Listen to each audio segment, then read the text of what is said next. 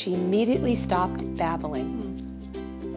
And she broke into this big, broad smile, and as clear as a bell said, "Thank you." I attended a session that Susan Kohler was speaking at and thought she was a phenomenal speaker. I asked her if she'd speak, and she decided to do the event. If you're available. I am here today at the Kensington to do a presentation on what we call a conversation you won't forget. And it's how to learn to communicate with persons who have dementia. Someone who has dementia, there is damage to certain parts of the brain. And one of the areas, without going into a lot of explanation, one of the areas is the frontal lobe. And your frontal lobe is what regulates you in your environment. We had Kensington employees also attend the event. These are caregivers who deal with those directly with Alzheimer's. It's an in-service for the care managers to attend, so we know exactly what the resident is going through. So when we're trying to communicate with them, we can put ourselves in their shoes. We teach what's called an emotional connection. And through the emotional connection, you get safety and cooperation with care.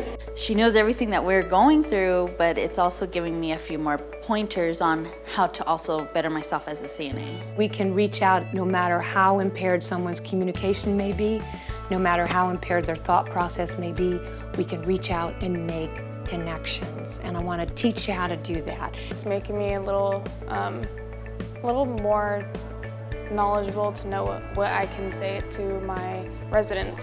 Susan Kohler did a great job. She also has a way of doing role play that gets the audience involved in learning. You need to go with your partner and you need to try some things out, okay? We learn some of the strategies and then we actually do activities that will demonstrate how those strategies bring forth making an emotional connection. So everyone gets to try them out before they go home. Those with cell phones, you guys are number ones. Number twos, you need to try to get your partner who's texting or singing to themselves to listen. It's understanding how my residents with dementia feel, and it's just overwhelming.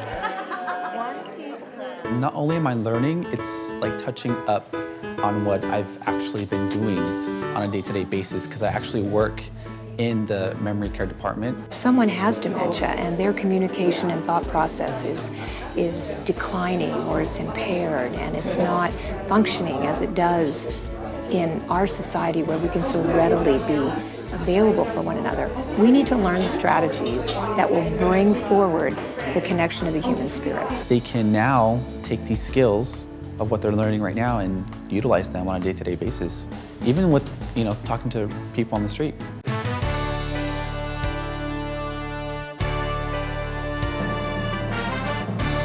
I am so impressed with the facility and the staff and everyone. From the moment I walked in, they were friendly, and as I look around, it's just stunning. It's a beautiful building.